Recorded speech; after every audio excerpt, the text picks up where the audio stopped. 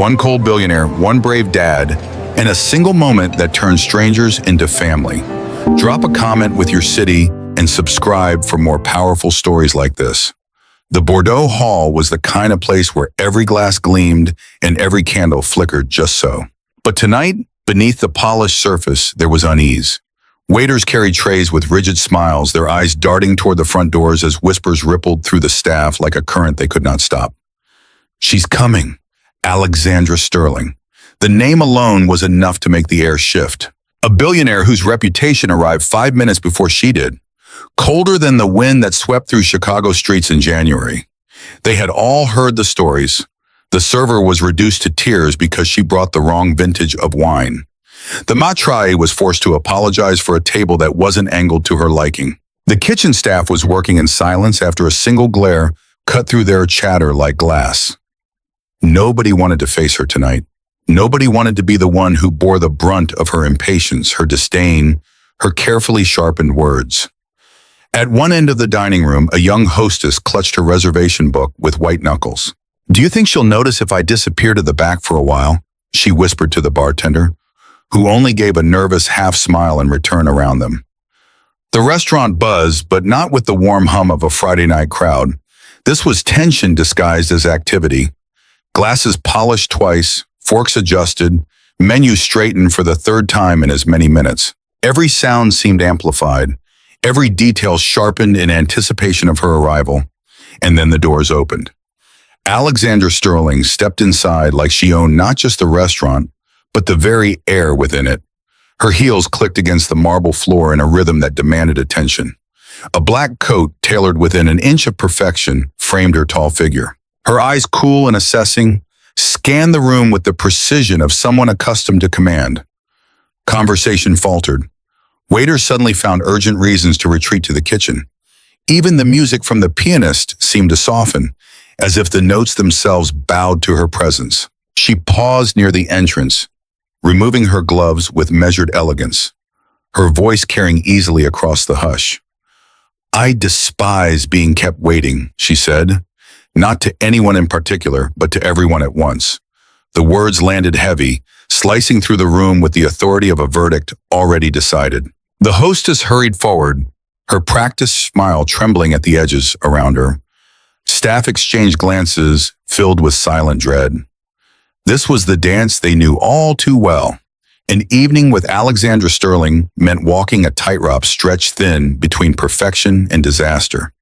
And as Alexandra moved deeper into Bordeaux Hall, the atmosphere followed her like a tide, leaving in its wake a silence thick with apprehension in the far corner of Bordeaux Hall, away from the glitter of the chandelier and the sharp rustle of designer coats. Matthew, Colin sat quietly at his table. He didn't belong here, not really, and he knew it. His shirt was clean but plain, pressed as best he could manage after a long day's work.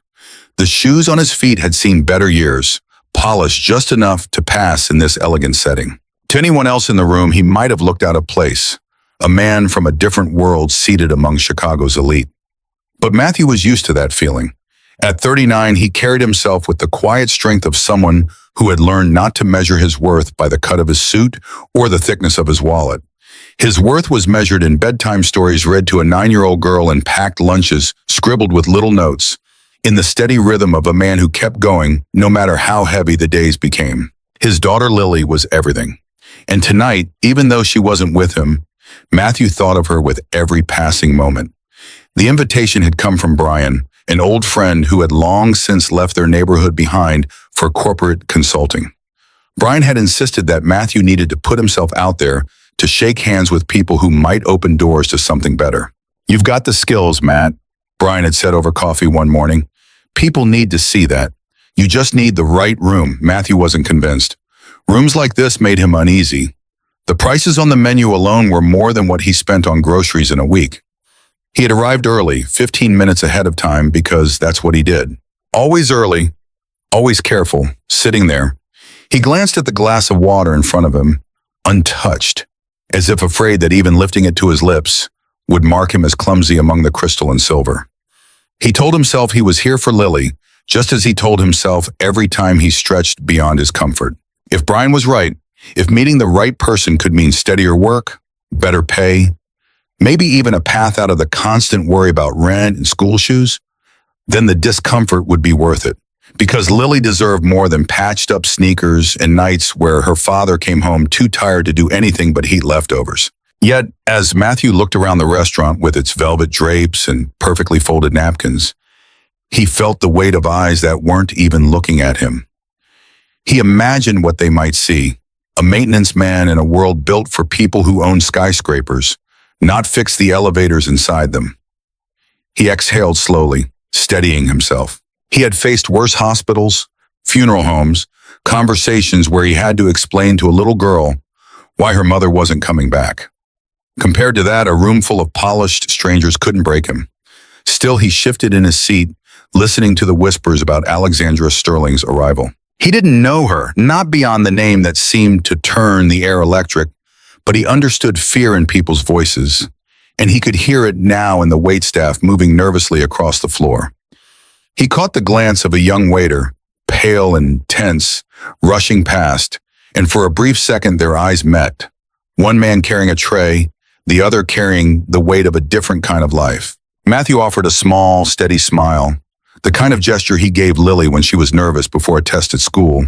It was all he knew how to do, face the world with calm, even when everything around him shook. He didn't realize yet that calm was exactly what the storm at the front door was about to collide with. The hush that had swept through Bordeaux Hall when Alexandra Sterling entered lingered like smoke, wrapping around every table and every breath. Matthew felt it even in his corner. The way conversations shrank to whispers, the way silverware no longer clinked against porcelain. It was as if the whole restaurant was holding itself rigid, waiting to see who would dare move when she walked past. He had just begun to steady his own nerves when he realized the storm was headed directly toward him. Her heels struck the marble like a gavel as she crossed the room, her gaze cold and exacting. Each step making staff scatter further. The hostess trailed behind, visibly trembling, murmuring about reservations. But Alexandra brushed her aside with a flick of her hand. She stopped at Matthew's table, her eyes narrowing as if measuring and dismissing him all in the same glance. "This is where you seated me," she said, her voice carrying to every corner of the room. "No one in this place is worthy of sharing a table with me." The words weren't just a complaint. They were a verdict, cast loud enough for the waiters pressed against the walls to hear, for the diners who had frozen mid-bite to swallow uneasily. Matthew lifted his eyes, calm and steady. He had spent years looking into storms, some emotional, some financial, some that came in the form of a daughter asking impossible questions about why life had to be so unfair. This was just another storm, only louder, dressed in silk and diamonds. He folded his hands on the table, his voice even, without an edge. "I don't think that's true," he said quietly, though his words carried farther than he expected. "Everyone here deserves to be treated with respect." The silence that followed was immediate and sharp. A fork clattered somewhere across the room and then nothing. No cough, no shuffle of feet, not even the pianist daring to touch the keys. Every eye swung toward the corner table where a man in a plain shirt had just spoken words no one else would have dared to say. Alexandra's expression faltered just for a heartbeat. She was used to apologies, to hasty corrections, to people scrambling to fix her displeasure before it turned into something worse. But this man hadn't scrambled. He hadn't apologized. He had simply met her stare and reminded her without flinching of a truth she had long ago buried beneath layers of control and wealth. Her lips curved into something caught between disdain and intrigue. She leaned slightly closer, her tone dipped in ice. "Do you have any idea who you're speaking to?" Matthew's answer was simple, his gaze unwavering. "Yes, but I also know it doesn't change the way people should be treated." The staff exchanged glances, some with wide eyes, others with the faintest flickers of relief that someone had said what they never could. For a moment, the great Alexandra Sterling was the one standing in silence, studied instead of feared. Matthew didn't move, didn't fidget, didn't look away. Years of raising Lily alone had carved patience into his bones, teaching him how to stand steady while the world threatened to collapse. Now, in this polished hall of chandeliers and whispers, that patience was the only thing keeping the air from shattering. The tension was thick, almost unbearable. Yet beneath it was something else, an unspoken shift for the first time in a very long while. Alexandra Sterling was not the one dictating the terms of the evening. She had been challenged, not with arrogance, but with quiet dignity, and everyone in Bordeaux Hall could feel that something extraordinary had just begun. Alexandra held his gaze a moment longer, her expression sharpened like glass. Then, with the kind of deliberate grace that always placed her in control, she pulled out the chair across from Matthew and sat down. The room seemed to exhale, but the silence lingered, every ear still tuned to the corner table. She set her gloves neatly beside her plate, her tone cool, measured, each word chosen like a chess move. "You speak of respect as if it is owed to everyone," she said, tilting her head slightly, her eyes studying him as though he were an unusual specimen. "But the truth is, society doesn't work that way. Money dictates respect. Influence commands it. Without those things, people are invisible. Surely you've noticed." Matthew let the words settle between them, his calm unbroken. He had noticed, of course. He had. He had lived it. Walking into offices where no one met his eyes, standing in grocery lines where people in suits glanced past him like he wasn't there. But he also knew that yielding to that belief meant giving it power. He lifted his glass of water slowly, took a sip, and set it back down with quiet care before answering. "I've noticed people try to pretend it works that way," he said, his voice steady. "But respect isn't something money can buy. It's something people either give freely or they don't. And the truth is, real respect comes from how you treat others when you don't need anything from them." A flicker crossed Alexandra's eyes, something sharp, almost amused. She leaned forward, her words edged with challenge. "Tell me then, do you honestly believe a man without wealth, without power, without a name that carries weight, can command respect in a world built on status?" Matthew's lips curved in the faintest smile, the kind that came not from arrogance, but from certainty earned the hard way. "I don't need to command it," he replied softly. "My daughter respects me because I show up for her. The crews I've worked with respect me because I work beside them, not above them. Respect isn't about power, it's about presence, about dignity." Her posture remained flawless, but her fingers tapped once against the linen tablecloth, betraying the irritation of someone unaccustomed to being met with resistance.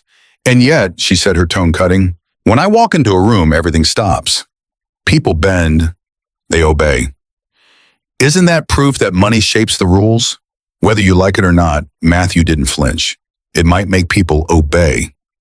He answered, his voice quiet but certain. "But obedience isn't respect. Fear isn't respect. They're not the same. You can buy silence. You can buy compliance. But you can't buy someone's heart." For the first time that evening, Alexandra did not have an immediate reply. The corner of her mouth tightened, as if weighing whether to dismiss his words as naive or to admit they struck closer than she wanted. Around them, the staff shifted, sensing the tremor beneath her composure. Matthew leaned back slightly, his voice softening. "Money is a tool, power is a position, but dignity that belongs to everyone. And kindness." He paused, his eyes holding hers. "Kindness is the one thing that proves who we really are." The pianist, perhaps sensing the weight of the moment, let a single note drift into the air, breaking the stillness. Alexandra's gaze lingered on Matthew longer than she intended. She had come expecting a deference, the usual trembling compliance. Instead, she found herself staring at a man who carried no wealth, no title, no armor, but his own calm conviction. And somehow that unsettled her more than any challenge she had faced in years. For a long moment, Alexandra sat in silence, her fork untouched, her eyes steady on the man across from her. The sharpness in her tone had dulled, not gone, but softened enough that something else began to slip through. She drew a quiet breath as though choosing whether to expose what she had kept hidden beneath years of armor. Finally, she spoke, her voice still even, but lined with something raw. "You think dignity and kindness can stand against the world I've lived in?" she asked, her gaze fixed on her glass of wine. "You have no idea what people are capable of when money is involved. Family, friends, even those who swore they loved me. They all turned, they all took. I learned early that affection was just a mask for greed, and when the mask slips, you're left holding the bill." Her words carried the weight of memory, sharper than any insult she had thrown before. She swirled the wine slowly, not drinking. Her tone distant now, almost confessional. My own brother once sold me out for shares of a company I built. Partners I trusted stripped patents from under me, then smiled as though betrayal was just business and love. She paused, her jaw tightening. Love was the cruelest joke of all. Promises turned to contracts, affection to leverage. Every person who claimed to care for me ended up seeing only what they could take. The room once filled with the hum of diners seemed to fade as her words stretched across the table. For the first time that evening, Alexandra Sterling wasn't the untouchable figure who silenced rooms with a glance. She was a woman describing scars no one else could see. Matthew listened, his hands folded loosely, his expression unchanged except for the quiet focus in his eyes. He didn't interrupt, didn't rush to fill the silence. He simply let her speak. The way he had learned to let Lily talk through her fears after nightmares woke her in the dark. When Alexandra finally lifted her gaze to meet his, he answered with the same calm he had carried from the beginning.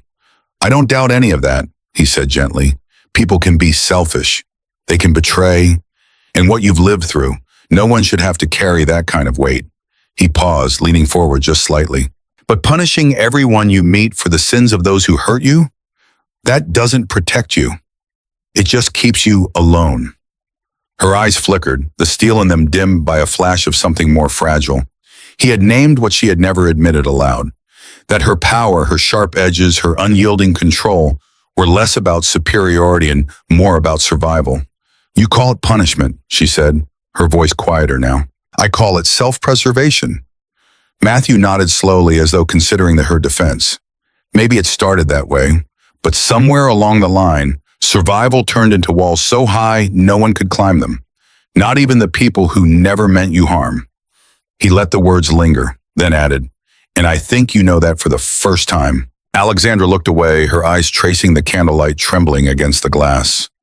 The woman who had walked into Bordeaux Hall with command in every step now seemed, if only for a moment, uncertain and across from her. The man in the plain shirt didn't press, didn't gloat.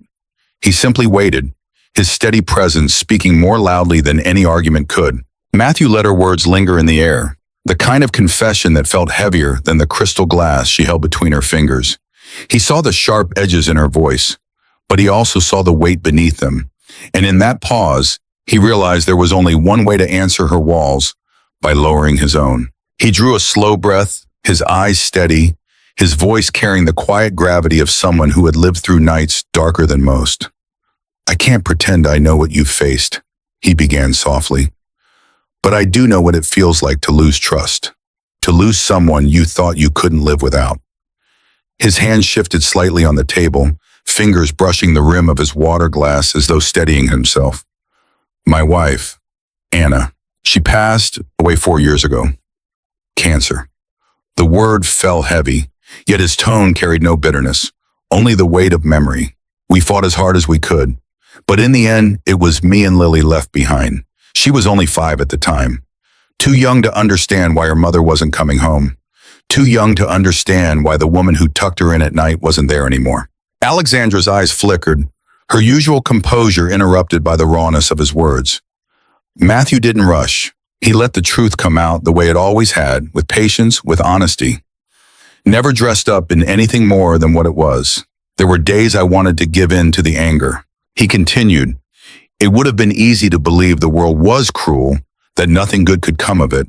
But every time I looked at Lily, I knew I didn't have the luxury of bitterness. She needed a father who could show her that even when life breaks your heart, there's still kindness. There's still hope worth holding on to. He paused, his voice steady, but softer now. So I made a choice, not because it was easy, but because she deserved it. I chose to live with faith, to raise her with love instead of fear, to remind her that even in loss, we don't have to lose ourselves. The restaurant seemed to shrink around them, the clinking of cutlery, the low hum of conversation fading to nothing. Alexandra, who had spent years silencing others, now found herself silenced, not by force, but by the quiet power of someone who had endured and refused to let grief turn him bitter. You're telling me, she said slowly, her voice almost cautious, that you could go through that and still believe in people. Matthew's lips curved in the faintest trace of a smile. Not triumphant, not proud, just true. I couldn't afford not to believe because if I stopped, then Lily would grow up thinking the world is nothing but pain, and I won't let her carry that kind of burden. For the first time in years, Alexandra's cold gaze faltered, revealing something unguarded. She had armored herself with wealth, with control, with distance. But here was a man who had faced a wound as deep as hers, and instead of building walls, he had chosen to open doors for his daughter. That possibility, hope instead of rage, was something she had never let herself imagine. And across the table, Matthew Collins sat in his plain shirt, a man who had lost as much as she had, but who had somehow found a different way forward. Matthew's words hung in the air like a steady flame, soft but unyielding. Alexandra studied him across the table, her fingers resting against the stem of her glass. Her posture still perfect, but her eyes unsettled in a way no one else in Bordeaux Hall would have dared to notice.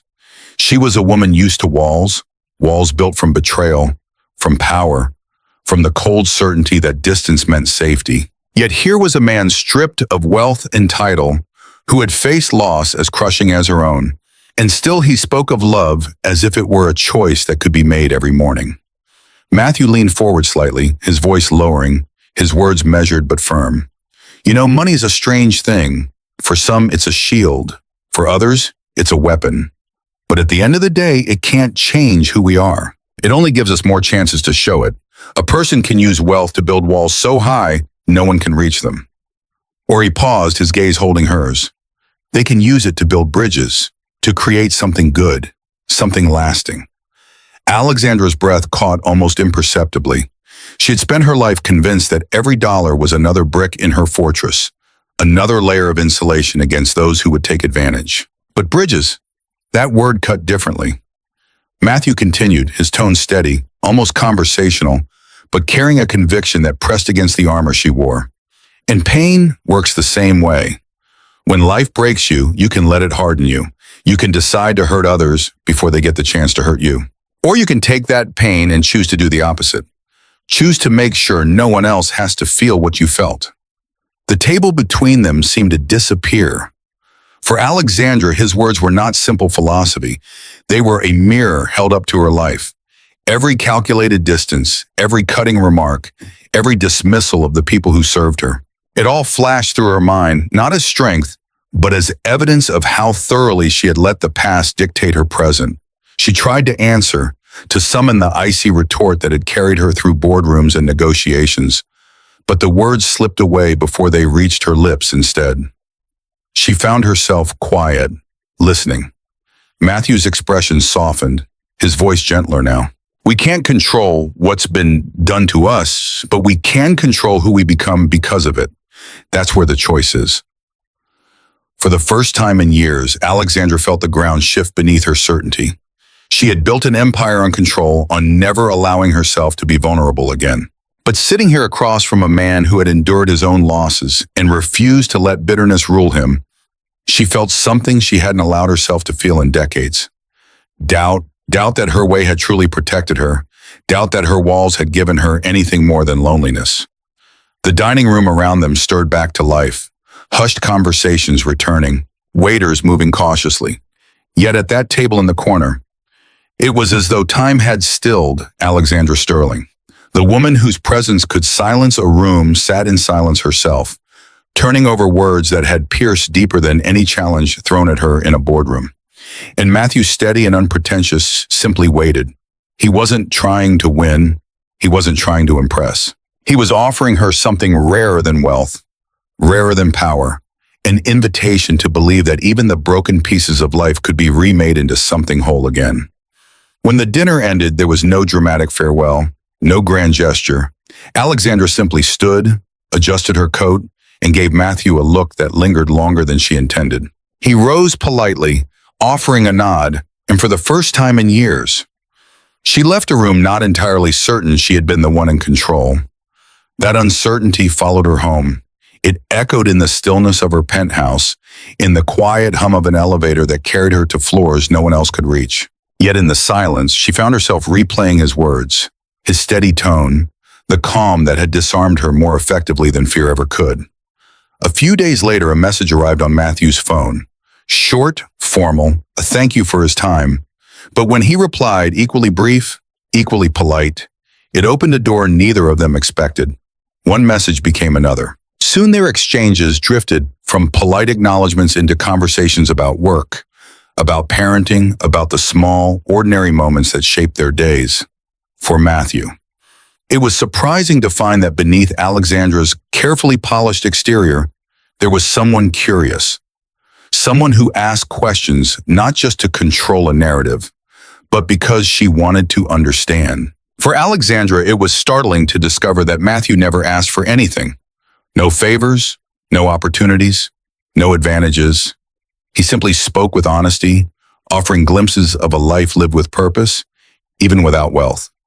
Weeks passed, and what began as courtesy grew into friendship.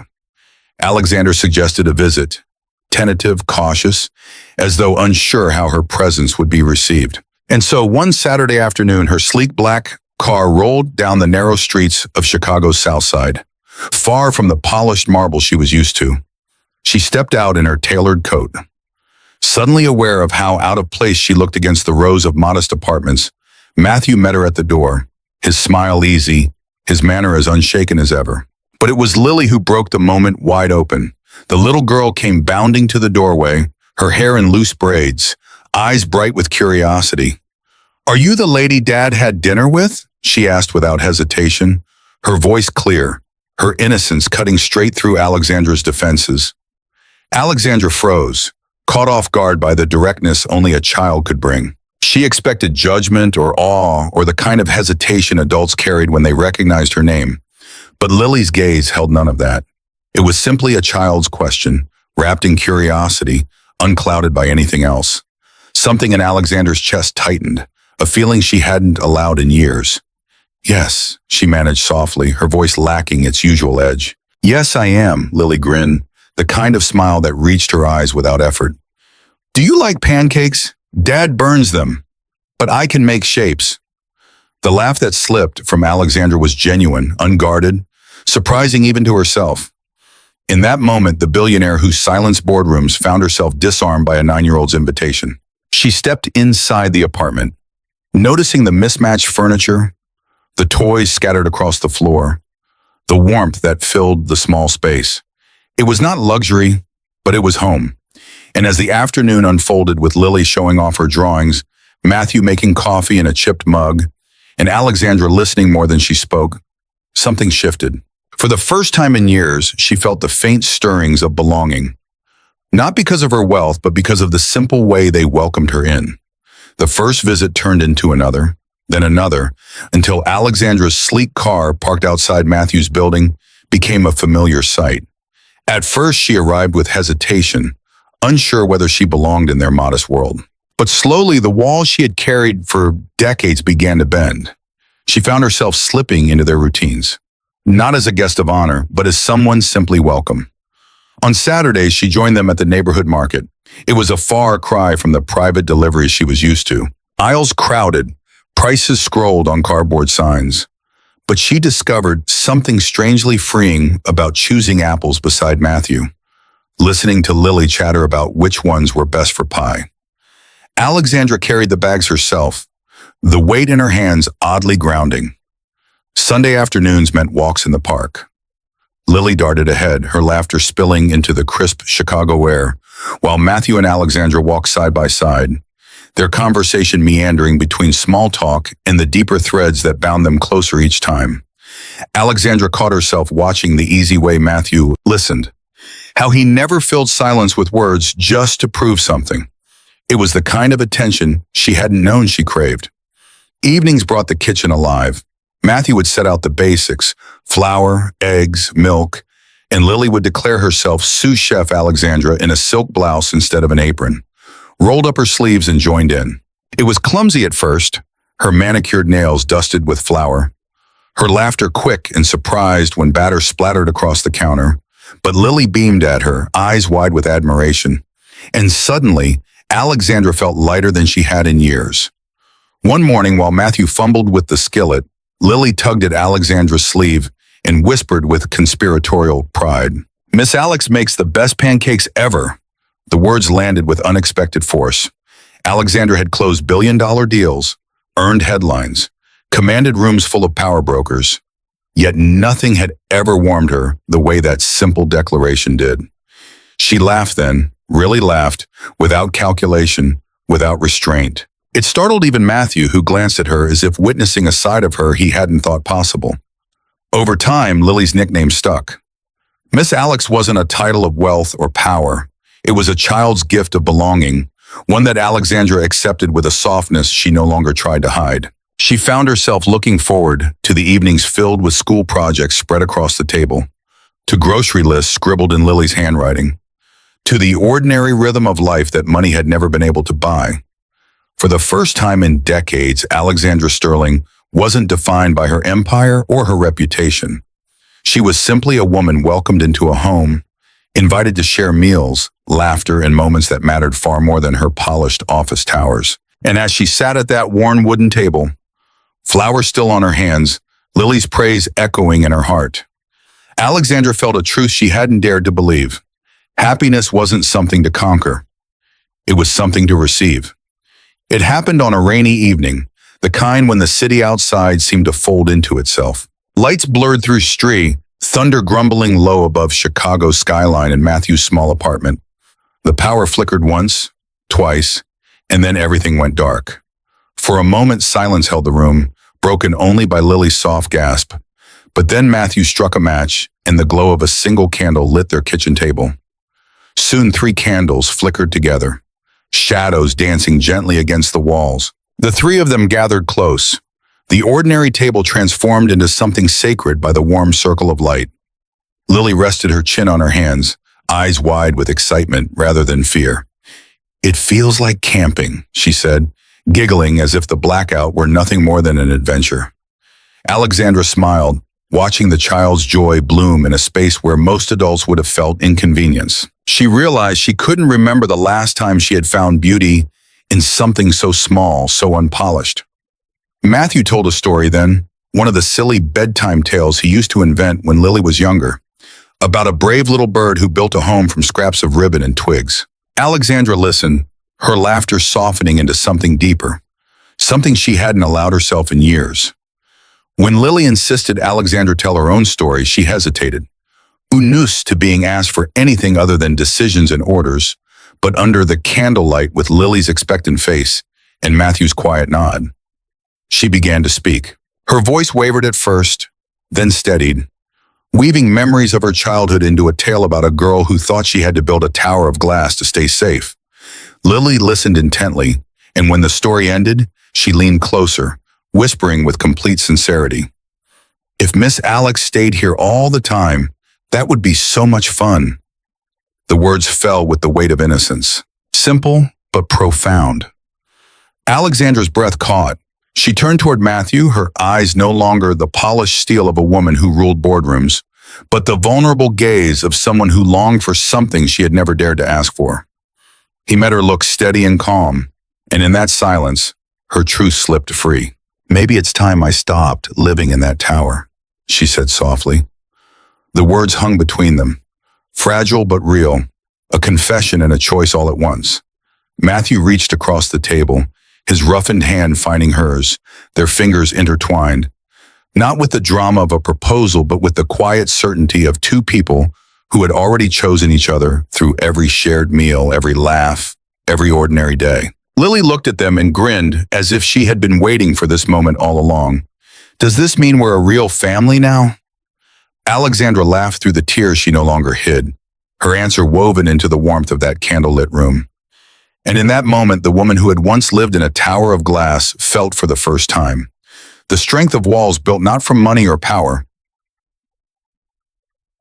but from love. The next morning, the rain had lifted, leaving the city washed clean together. They walked Lily to school. Alexandra's hand joined with Matthew's, their steps falling in rhythm while Lily skipped ahead, chattering about her art project. The sidewalks glistened, the air crisp. What if I invited you to pause and reflect on the core of Alexandra and Matthew's encounter in this story? What do you observe about how a single act of quiet defiance, Standing firm against rudeness unravels layers of isolation, transforming a billionaire's armored heart into one open to vulnerability and connection. Might this illuminate a profound truth about empathy and resilience, where true strength lies not in power or wealth, but in choosing kindness amid pain, bridging divides that bitterness has built. Consider, in your own experiences, have you ever felt the sting of being overlooked or hardened by betrayal like Alexandra, or stood steady through loss like Matthew, only to discover that sharing scars fosters deeper bonds? What emotions arise when you envision Lily's innocent welcome melting walls, reminding us that simple gestures of dignity can heal wounds we thought permanent? Could this teach us that life's most valuable lesson is embracing humanity over hierarchy? Recognizing that everyone carries unseen burdens, and extending grace not only redeems others, but redeems ourselves, turning strangers into family? Now imagine crafting a heartfelt message drawing from these insights. How might you weave the story's emotional depth into 200, 300 words, evoking tears of recognition while inspiring hope? Let's explore together, perhaps begin by jotting down the raw feelings stirred by their journey, then layer in a call to action that invites sharing personal stories and subscribing for more tales of transformation. What phrases would make it resonate, urging, share your thoughts below on a time kindness change you, and subscribe to join our community of hearts seeking connection. Share your initial draft, and we'll refine it step by step to uncover that emotional core.